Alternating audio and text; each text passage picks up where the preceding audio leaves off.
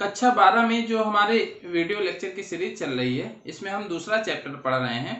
तो दूसरे चैप्टर में पिछले लेक्चर में हम लोगों ने पढ़ा था कि किसी वैद्युत ध्रुव को अगर किसी बाह्य विद्युत क्षेत्र के भीतर घुमाया जाए तो उसको घुमाने में कितना कार्य करना पड़ेगा। तो ये चीज़ हम लोगों ने पढ़ी थी। आज हम लोग उसी के आगे पढ़ेंगे। बाह्य विद्युत क्षेत्र में अगर कोई वैद्युत ध्रुव रखा है तो उसकी स्थितिज ऊर्जा कितनी होगी। तो इसमें वैद्युत क्षेत्र में वैद्युत ध्रुव की स्थितिज ऊर्जा, ठीक है। तो स्थितिज ऊर्जा के बारे में हम लोगों ने इसके पहले भी पढ़ा है इसी में कि जैसे दो आवेशों के निकाय की स्थितिज ऊर्जा का फार्मूला क्या होता है और उस फार्मूले का डेरिवेशन कैसे करते हैं। तो इससे पहले के जो वीडियो लेक्चर हैं उनमें आप जाके देख सकते हैं कि उसमें उसका फार्मूला क्या होता है। यहाँ पर हम बता देते हैं। तो जैसे हम लोगों ने पढ़ा था कि दो आवेशों का निकाय अगर है Q1 Q2 और ये एक दूसरे से अगर r दूरी पर हैं तो उसका फार्मूला हम लोगों ने पढ़ा था 1/4πε0 Q1 Q2 अपान r। ये दो आवेशों वाले निकाय की स्थितिज ऊर्जा हो जाती है। अच्छा, ये फार्मूला कैसे आया था? तो हम लोगों ने उसमें पढ़ा था कि आवेशों को अनंत से ला करके इस तरह निकाय बनाने में जितना कार्य किया जाता है वही इस निकाय की स्थितिज ऊर्जा होती है। सिमिलरली तो यहाँ भी हम जब वैद्युत क्षेत्र में स्थित वैद्युत ध्रुव की स्थितिज ऊर्जा की बात करते हैं तो यहाँ भी वही परिभाषा होती है, उसी तरह की परिभाषा है। तो इसकी पहले परिभाषा देख लेते हैं कि वैद्युत क्षेत्र के किसी वैद्युत ध्रुव की स्थितिज ऊर्जा उस कार्य के बराबर होती है जो कि वैद्युत ध्रुव को अनंत से क्षेत्र के भीतर लाने में करना पड़ता है। ठीक है बच्चों। तो इसको अर्थात अब ये वैद्युत ध्रुव जो हमने बनाया है या रखा है यहाँ पर, ये वैद्युत ध्रुव, तो इसकी स्थितिज ऊर्जा कितनी है इसका फार्मूला हम कैसे निकालेंगे कि इसका फार्मूला अनंत से इन आवेशों को ला करके ये वैद्युत ध्रुव बनाने में आवेशों को अनंत से इन आवेशों को ला करके जो -q और +q आवेश हैं इनको ला करके इस तरह से एक निकाय बनाने में, निकाय अर्थात वैद्युत ध्रुव बनाने में जितना भी कार्य किया जाएगा वही इस द्विध्रुव की स्थितिज ऊर्जा होगी। ठीक है। तो अब हम लोग वही फार्मूला निकालेंगे कि यहां से यहां तक लाने में कितना कार्य करना पड़ा हमको। ठीक बच्चों। तो इसमें जो है अब इससे पहले भी हमने ये कार्य किया है, बस यहाँ पर क्या था, दो आवेश अलग अलग थे, यहाँ पर बराबर और विपरीत आवेश होते हैं, हम लोगों को मालूम है। साथ ही साथ हम ये वाला फार्मूला यूज नहीं कर सकते कि हम यहाँ पर U बराबर ऐसे लिख दें कि 1/4πε0 दोनों आवेश -q गुणे +q बीच की दूरी 2l। ठीक है बच्चों। तो ये फार्मूला हम इस तरह से नहीं ले सकते। क्यों?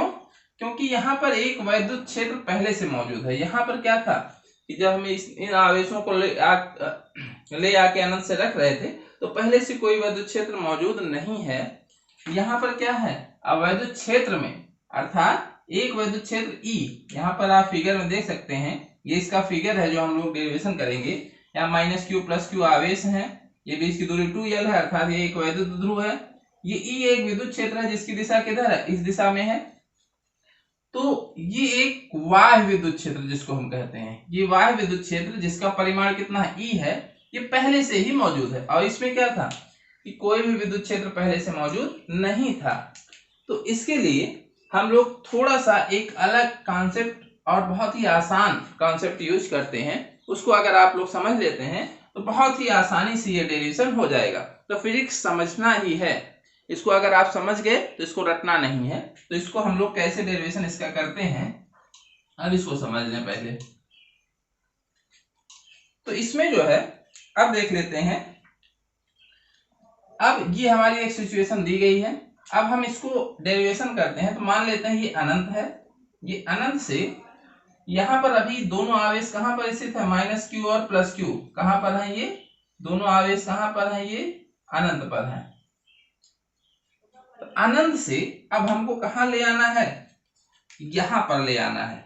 अब ये फिगर बना है, यहाँ पर हम समझने के लिए बना दे रहे हैं।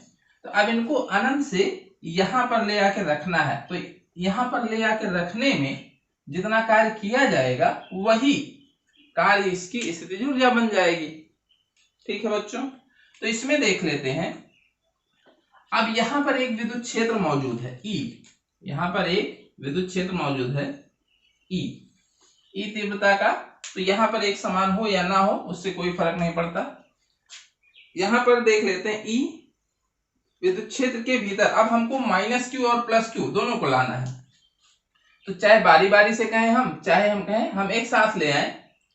ठीक, तो अब मान लेते हैं दोनों को हम एक साथ ले आ रहे हैं। इसको बहुत ध्यान से समझते चलें, बहुत आसान डेरिवेशन है। तो दोनों को अगर हम एक साथ ले आ रहे हैं तो जैसे ही माइनस क्यू और प्लस क्यू विद्युत क्षेत्र के भीतर आएगा, ये माइनस क्यू और प्लस क्यू विद्युत क्षेत्र के भीतर आएगा, तो इस पर इस वैद्युत बल के कारण वैद्युत क्षेत्र के कारण एक वैद्युत बल लगने लगेगा। समझ में आ रहा होगा आपको, जो हम लोग फर्स्ट चैप्टर में पढ़ चुके हैं। इस विद्युत क्षेत्र के कारण इस पर एक वैद्युत बल लगेगा। ठीक है, अच्छा हमको कार्य क्यों करना पड़ता है, इसी बल के विरुद्ध कार्य ही करना पड़ता है। अगर ये बल ना लग रहा होता तो कार्य ना करना पड़ता। अब देख लेते हैं इस वैद्युत बल की दिशा क्या होगी। तो इस विद्युत क्षेत्र के कारण इस पर बल किधर लगेगा, हम लोग जानते हैं माइनस चार्ज पर जो वैद्युत बल लगता है विद्युत क्षेत्र के कारण वो किधर लगता है, विद्युत क्षेत्र की विपरीत दिशा में, ये इधर लगता है। किधर लगेगा वैद्युत बल F विद्युत क्षेत्र की विपरीत दिशा, यानी विद्युत क्षेत्र इधर है तो बल हमारा किधर लगेगा, इधर लगेगा। और प्लस क्यू पर किधर लगेगा, प्लस क्यू पर विद्युत क्षेत्र की दिशा में ही बल लगता है, अर्थात किधर लगेगा बल, किधर लगेगा F, किधर लगेगा विद्युत क्षेत्र की ही दिशा में। और ये दोनों बल चूंकि यहाँ पर विद्युत क्षेत्र भी साथ ही साथ है तो विद्युत क्षेत्र भी बराबर होगा जितना भी है, तो और आवेश का परिमाण भी बराबर है। तो F हम लोग जानते हैं, F का फार्मूला क्या होता है, Q इंटू E। ठीक, तो दोनों आवेशों के परिमाण बराबर हैं और एक ही साथ हैं ये दोनों आवेश, तो विद्युत क्षेत्र भी उस बिंदु पर बराबर ही होगा, साथ ही साथ है। तो उन पर लगने वाले बल का परिमाण क्या होगा, परिमाण क्या होगा, बराबर ही होगा। अर्थात दोनों पर बराबर और विपरीत, एक पे इधर लगे एक पे इधर लगेगा। ठीक है, बल लगेगा। तो अब अगर इस पर इधर बल लग रहा है, इस पर इधर बल लग रहा है और हमको लाना किधर है, अर्थात दोनों को लाना है। किधर लाना, दोनों को हमको इधर ही लाना है। तो किसको लाने में हमको कार्य करना पड़ेगा, इस बल के विरुद्ध कार्य करना पड़ेगा। तो अब यहाँ पर देख सकते हैं माइनस क्यू को लाने में, इधर लाने में क्या हमको कार्य करना पड़ेगा, नहीं। क्यों, क्योंकि इस पर विद्युत क्षेत्र के कारण अपने आप इधर बल लग रहा है, तो अपने आप ये इधर आता चला जाएगा। समझ में आया ना। और इस पर विद्युत क्षेत्र वाला बल इधर लग रहा है, इधर। तो अगर इस पर इधर लग रहा है, ठीक है, इस पर बल इधर लग रहा है और हमको इसको इधर ले आना, तो हमको इधर ऐसे धक्का देना पड़ेगा, ऐसे समझ लेते हैं कार्य करना पड़ेगा। और इस पर बल इधर ही लग रहा है तो इसको हमको कार्य, इसको लाने में कार्य नहीं करना पड़ेगा, अर्थात इसको लाने में हम कह सकते हैं कार्य प्राप्त होगा। ठीक है, इसको लाने में कार्य प्राप्त होगा, अपने आप कार्य हो रहा है, तो उल्टा हमको कार्य प्राप्त हो रहा है। और प्लस क्यू को लाने में कार्य करना पड़ेगा। ठीक, अब इतनी चीज आपको समझ में आ गई होगी। अब अगली चीज देखते हैं। तो अब हम चूंकि दोनों को ऐसे कह सकते हैं, दोनों ही एक साथ हैं, दोनों ही एक साथ ही हम ले आ रहे हैं, ऐसे दोनों साथ साथ ही हम ले आ रहे हैं। तो इस पर बल इधर लग रहा है, इस पर बल इधर लग रहा है, तो इसको लाने में इधर ले आएंगे तो हमको क्या होगा, इसके कारण क्या होगा, कार्य प्राप्त होगा, और इसके कारण क्या होगा, कार्य करना पड़ेगा। ठीक, ये सब चीजें कॉन्सेप्चुअल चीजें हैं, इसको सब अगर दिमाग में बैठ गई एक बार तो उसको रटना नहीं पड़ेगा। अब दोनों एक साथ ले आ रहे हैं हम लोग, अब ऐसे इसको ले आ रहे हैं सीधे सीधे, और बल दोनों पे लगने वाला बल भी बराबर है, और जब हम विस्थापन करेंगे दोनों साथ ही आ रहे हैं तो विस्थापन भी क्या होगा, बराबर बराबर होगा। ठीक, तो बल गुणे विस्थापन F इंटू डी आर जितना भी हम करेंगे डी डब्ल्यू, ठीक, तो इसको ले आने में जितना भी कार्य प्राप्त होगा, या ऐसा कह सकते हैं इसको ले आने में, प्लस क्यू को ले आने में जितना भी कार्य करना पड़ेगा उतना ही कार्य माइनस क्यू को ले आने में क्या होगा, प्राप्त हो जाएगा। समझ पाए? यानी प्लस क्यू को लाने में जितना कार्य हम करेंगे माइनस क्यू को लाने में उतना कार्य हम लोगों को प्राप्त हो जाएगा। तो हमको नेट कार्य क्या करना पड़ा, 0।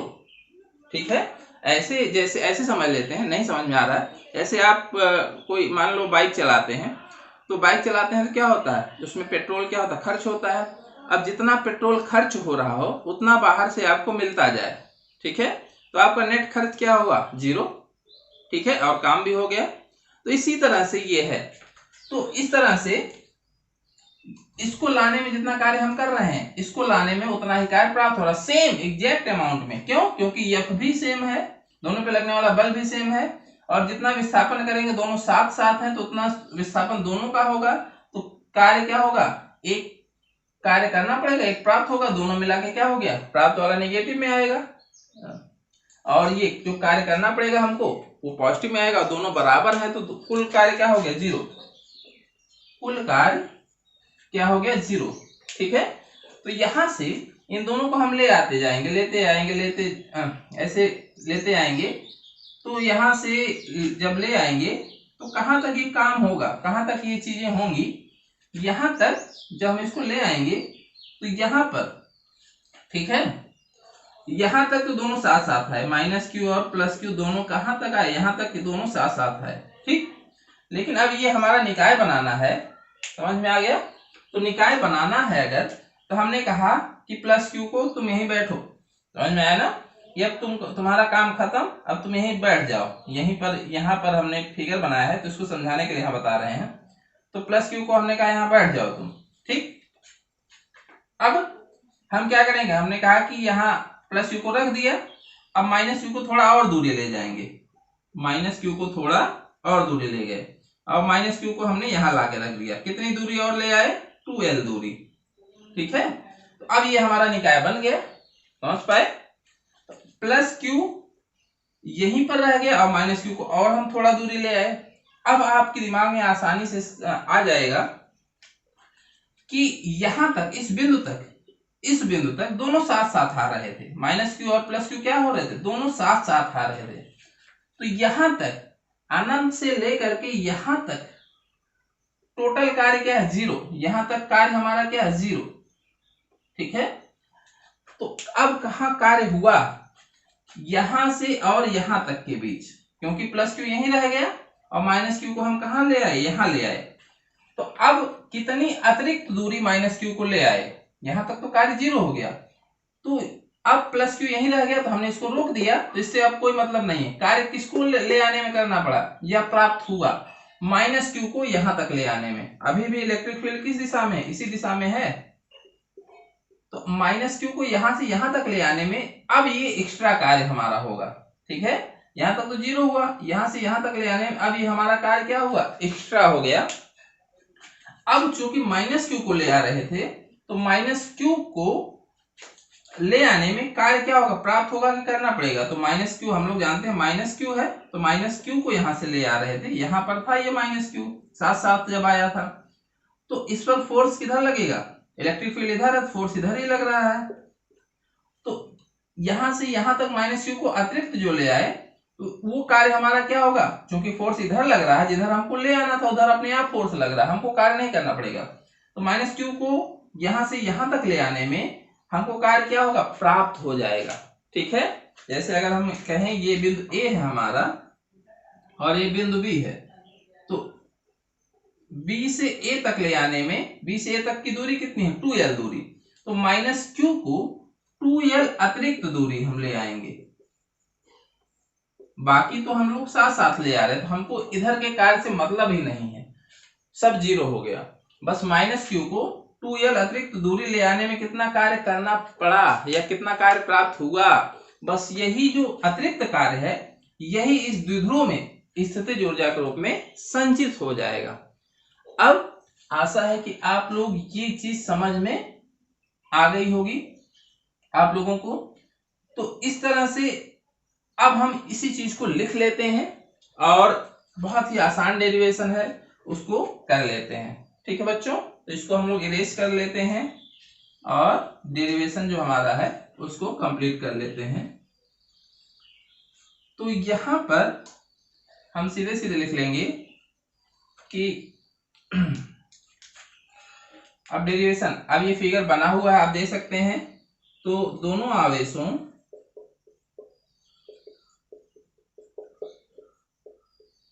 -q तथा +q को अनंत से बिंदु B तक, अब देखिए यहां पर थे -q और +q, अनंत से ऐसे ले आ रहे हैं हम बिंदु B तक, दोनों साथ साथ ले आए। तो B तक लाने में किया गया कार्य क्या है? 0। अभी तक हम लोगों ने देखा बिंदु B तक लाने में किया गया कार्य क्या हो गया? वो 0 हो गया। तो अब यहां से यहां तक कोई मतलब ही नहीं, भूल जाइए। ठीक है कि यहां से यहां तक भी हम ले आए थे इसको, बस हमको क्या है, अब यहाँ +q हमने रख दिया और -q को यहां से यहां तक ले आए। ठीक है, B से A तक अतिरिक्त दूरी जो ले आए, यही नेट कार्य हमारा बनेगा। अतः बिंदु B से -q को 2l अतिरिक्त दूरी ले जाने में, अब यहां पर चूंकि -q है तो इसको ले आने में खुद कार्य होता है, अर्थात कार्य प्राप्त होता है। तो इसको ऐसे भी ले सकते हैं, ले जाने में प्राप्त कार्य। ये कैसे निकालेंगे? तो हम लोग जानते हैं कार्य का जो फार्मूला होता है वो है बल गुणे विस्थापन। ठीक है, अब देख लेते हैं यहां पर -q, जो -q है, यहां पर छोटा सा फिगर बना देते हैं। ये A है, ये B है, यहाँ पर +q पहले से है ही है। तो यहां -q को ठीक किधर ले आना है? -q को B से A तक ले आना है। तो हम देख सकते हैं इस पर जो बल लगेगा वो किधर लगेगा? F, क्योंकि विद्युत क्षेत्र इस दिशा में है तो लगने वाला बल किधर होगा? इधर। और कितना होगा? यहाँ पर चूंकि माइनस है तो -q × E। ठीक, तो इस पर जो बल लग रहा है इस दिशा में लग रहा है, और कितना लग रहा है? इतना लग रहा है। समझ में आ गया?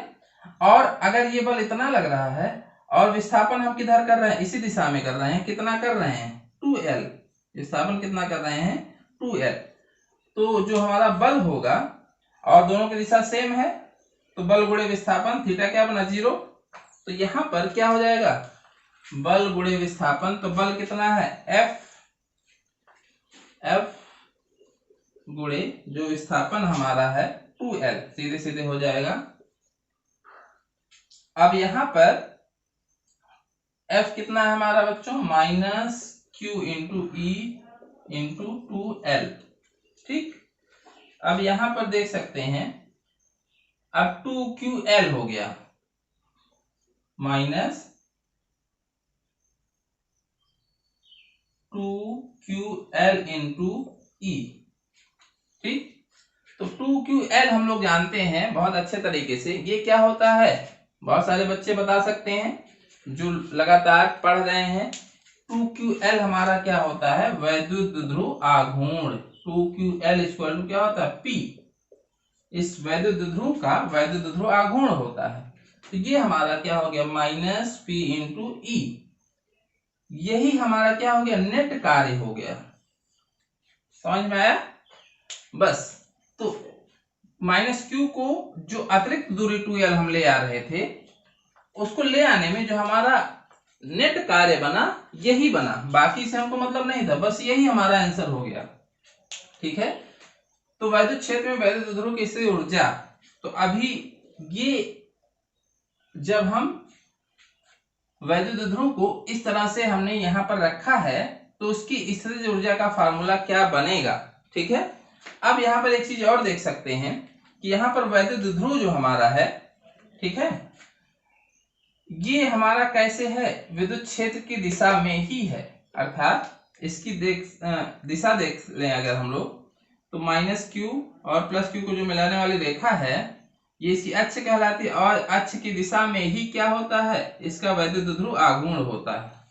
ठीक है बच्चों, तो वैद्युत ध्रुव और विद्युत क्षेत्र की दिशा, दोनों की दिशा क्या है, एक समान है, जिसको हम कह सकते हैं कि ध्रुव हमारा विद्युत क्षेत्र की दिशा में ही है या वैद्युत ध्रुव विद्युत क्षेत्र के समांतर, दोनों तरीके से बुक्स में लिखा होता है, तो दोनों तरीके आपको याद रखना है।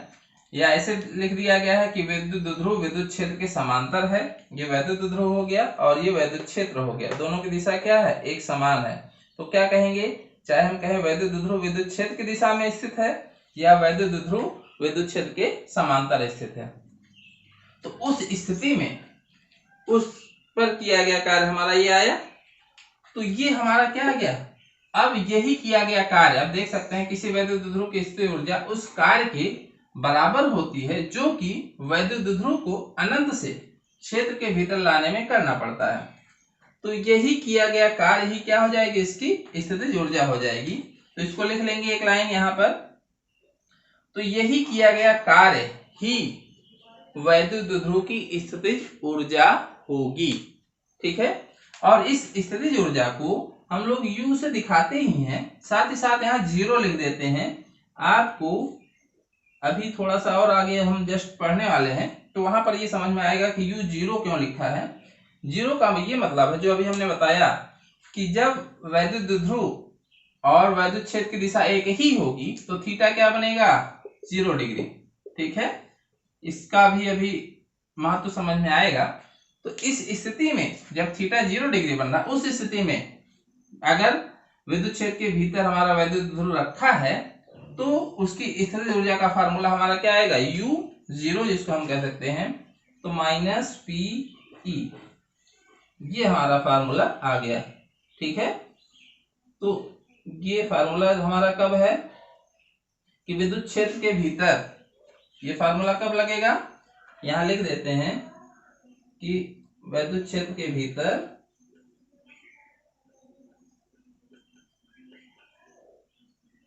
भीतर द्विध्रुव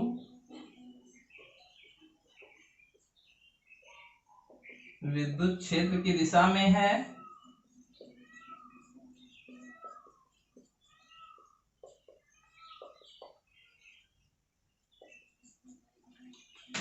तो उसकी स्थितिज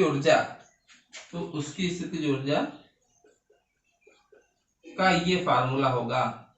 तो आपको जब एग्जाम्स में न्यूमेरिकल वगैरह दिया जाता है तो ये छोटी छोटी चीजें जब तक आपको ध्यान में नहीं रहेंगी तब तक आप न्यूमेरिकल बहुत आसानी से नहीं लगा पाएंगे, क्योंकि उसको चीजों को घुमा फिरा के दे दिया जाता है कभी कभी।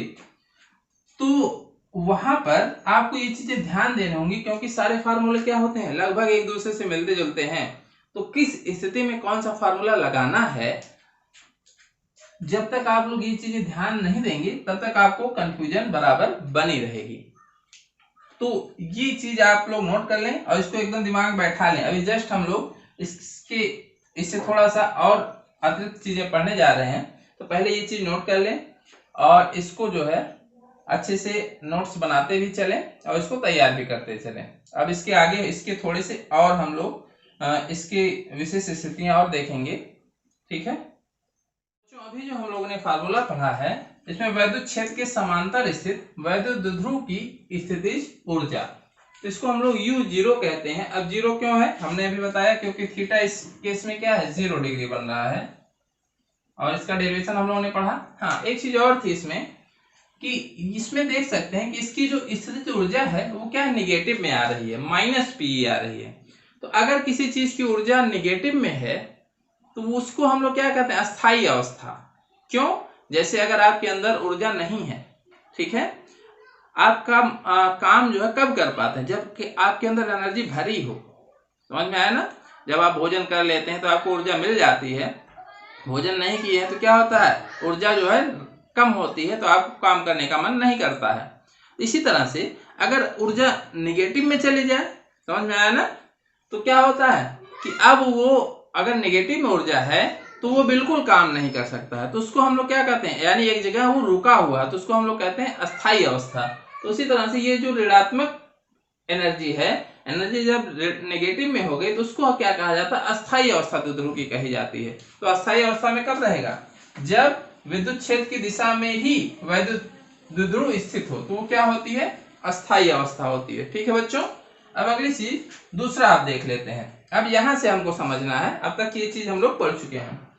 अगर वैद्युत क्षेत्र के लंबवत स्थित द्विध्रुव है, ठीक है, तो उसकी स्थितिज ऊर्जा का क्या फार्मूला होगा। तो वैद्युत क्षेत्र के लंबवत स्थित वैद्युत द्विध्रुव की स्थितिज ऊर्जा का फार्मूला हम लोग कैसे निकालते हैं, बहुत आसान है।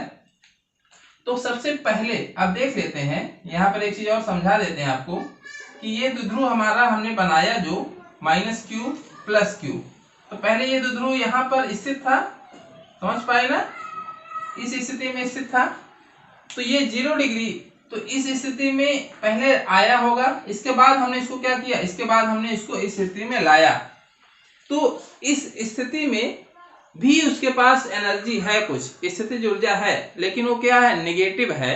समझ में आया ना? तो ऐसा नहीं कि इस स्थिति में उसके पास ऊर्जा नहीं है, नेगेटिव एनर्जी है। इसके बाद तो पहले ये ऐसे था, तो इस स्थिति में इसके पास 0 डिग्री के केस में कितनी ऊर्जा है, -p × E। इसके बाद अब यहां से हमने इसको क्या किया, 90 डिग्री पे कर दिया। ये स्थिति है, विद्युत क्षेत्र की दिशा से विद्युत क्षेत्र इधर है, ठीक है, यहां से इसको हमने क्या किया, 90 डिग्री घुमा दिया, ऐसे घुमा दिया, थीटा कितना बन गया, 90 डिग्री।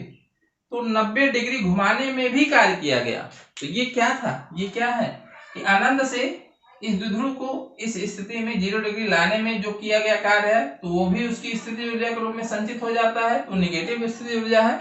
अब यहां से इसको 90 डिग्री घुमाने में भी कार्य किया जाएगा, तो इस घुमाने में किया गया कार्य भी इस द्विध्रुव में स्थितिज ऊर्जा के रूप में संचित हो जाएगा।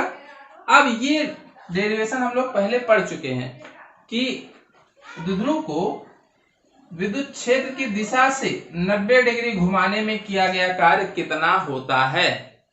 अगर आपको याद हो, इसके पहले वाला जो वीडियो है जस्ट, उसमें हम लोगों ने पढ़ा था, तो आपको डायरेक्ट वहां से लिख देते हैं। आप लोग अगर नहीं पढ़ा आप लोगों ने, तो वहां पर जाके देख सकते हैं कि विद्युत क्षेत्र की दिशा से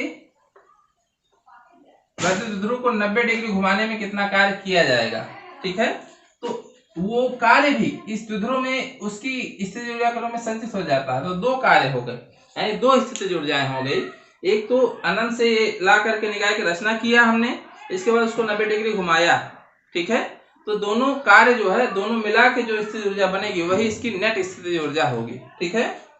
तो अब डायरेक्ट हम लिख देते हैं, तो U जो हमारा बनेगा कब, 90 डिग्री की केस में, तो U0 प्लस W ऐसे लिखते थे 90 डिग्री, समझ पाए ना। अर्थात इस स्थिति ऊर्जा को प्लस 90 डिग्री घुमाने में किया गया कार्य।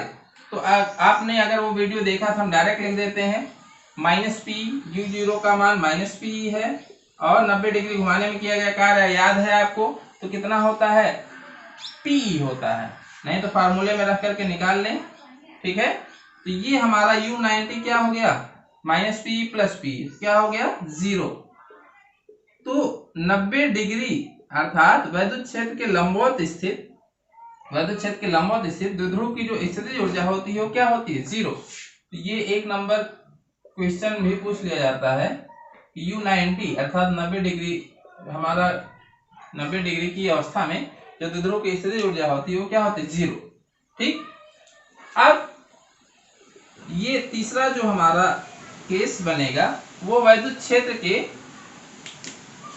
विपरीत अर्थात 180 डिग्री। अर्थात अगर विद्युत क्षेत्र हमारा इधर है, ई है, तो हमारा द्विध्रुव किधर रखा है, -q और +q।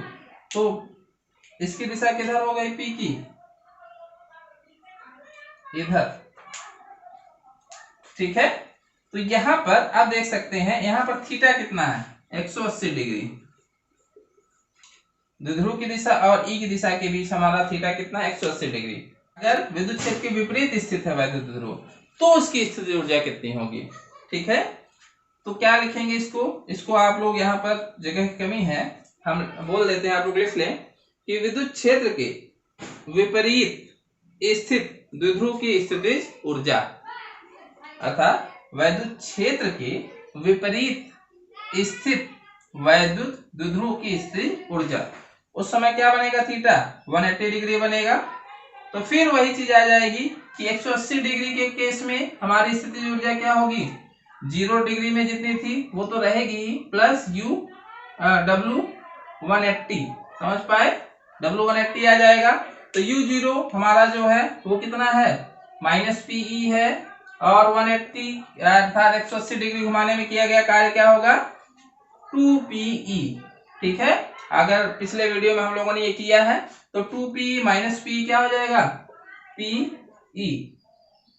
तो 180 डिग्री घुमाने में किया गया कार्य ये हमारा आ गया p, और ये 2p - p, इसको कहीं +pe भी लिखा होता है। प्लस लगाया जाए या ना लगाया जाए उससे कोई ज्यादा फर्क नहीं है, बस इसमें क्या होता है, दोनों में अंतर करने के लिए ये लिख दिया जाता है। यहाँ पर क्या था, -p, तो स्थितिज ऊर्जा नेगेटिव थी, तो उसको हम लोग अस्थायी संतुलन की अवस्था कहते हैं, समांतर वाले में। अब इसके विपरीत स्थित केस में हमारा जो स्थितिज ऊर्जा आती है हमारी, वो +p आती है। तो अब यहाँ पर क्या हो गया, स्थितिज ऊर्जा क्या होगी हमारी, ये हमारी स्थितिज ऊर्जा क्या हो गई, धनात्मक। तो अगर धनात्मक हो गई, तो ये हमारी अगर ऊर्जा धनात्मक हो गई तो क्या होता है, हम कार्य करते हैं, या हमारे जो अवस्था है वो क्या होती है, अस्थायी अवस्था। मतलब इधर उधर एनर्जी रहेगी तो इधर उधर जाएगी, या इधर उधर कार्य होगा, तो उसको हम लोग क्या कहते हैं, अस्थायी अवस्था। समझ पाए, तो ये हमारी कौन सी अवस्था होती है, अस्थायी अवस्था। ठीक, तो ये इसके बारे में जितनी भी चीजें थी वो हम लोगों ने पढ़ लिया, और इसको आप लोग नोट कर लें, स्क्रीनशॉट वगैरह ले लिया करें, और इसको अच्छे तरीके से समझ लिया करें। फिर भी अगर कोई चीज नहीं समझ में आती है तो दोबारा से वीडियो को देख लें, और फिर भी कोई चीज नहीं समझ में आती है तो कमेंट करके उसमें जो भी चीजें हैं, आपको जो भी कंफ्यूजन है वो पूछ सकते हैं। ठीक है, धन्यवाद।